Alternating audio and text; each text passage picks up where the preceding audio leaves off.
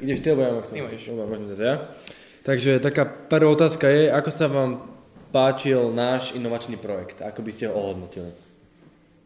Za mňa musím povedať, že ja som bola veľmi milo prekvapená. Nevedela som, čo ma čaká, do čoho nejakým spôsobom ideme a veľmi ma prekvapila myšlienka, akým spôsobom vlastne si môžeme aj v rámci zdanlivo dvoch svetov výpočtovej techniky a histórie nájsť nejaký spojovací most. Potešilo ma to. Ďakujem. A čo by ste zlepšili, keby ste mohli? Alebo čo by ste nám možno vytkli, prípadne váš osobný názor, že také podľa že profesionálnejšieho hľadiska, čo by ste povedali, že možno to trošku zmeniť, aby to bolo lepšie pre verejnosť aj pre vás?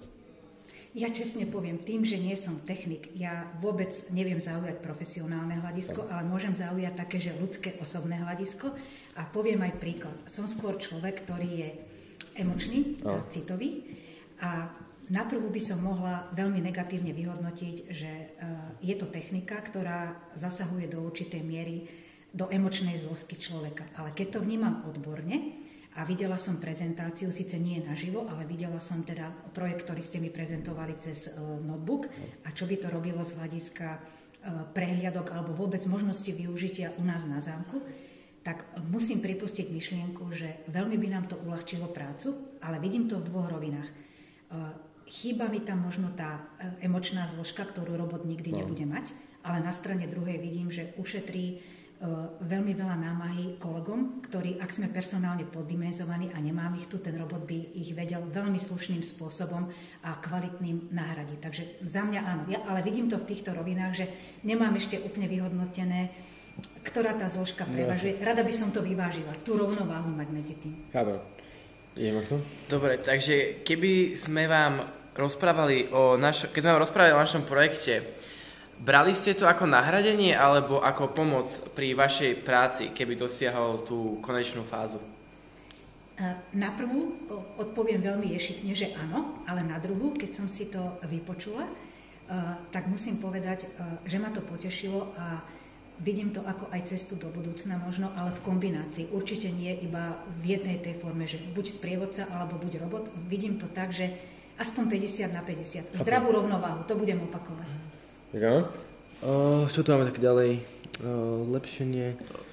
Dobre, pozme takú humanitnú otázku, lebo toto také, že opíšte vlastnými slovami, si teraz predstavte akoby, že máte nejakú svoju robotu, áno, akože správate tých ľudí, nejakú skupinku ľudí a že ako by ste si predstavovali vy osobne prax s týmto robotom, normálne akože v reálnej praxi, že ako by to podľa vás malo, prípadne ako by to vyzeralo.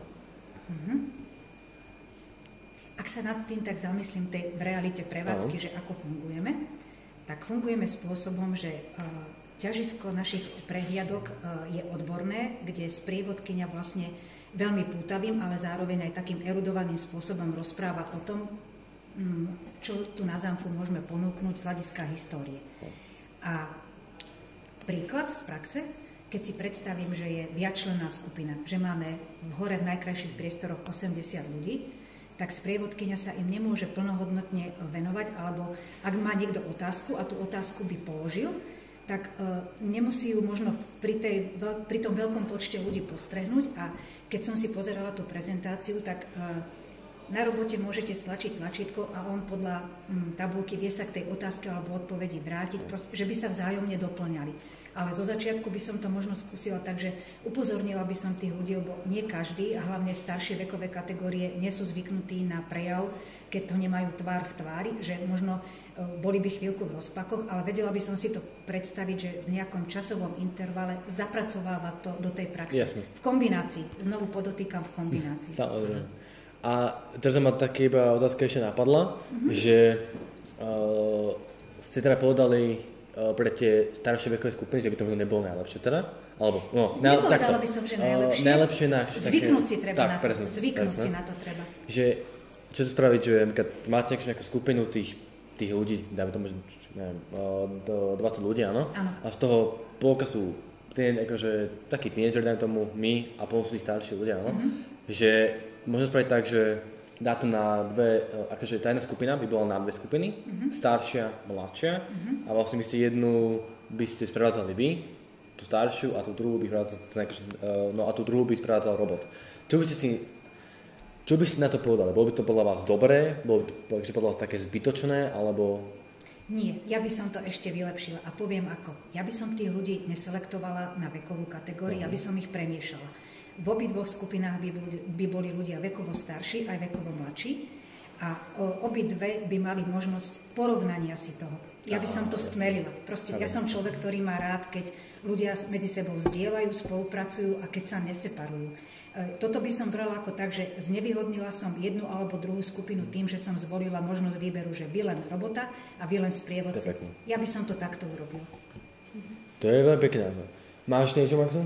Ja už nemám. Eliška? Nie, asi. Ďakujem. No ja vám ďakujem. Tak si s vami aj ďakujem vám. Ďakujem vám veľmi pekne.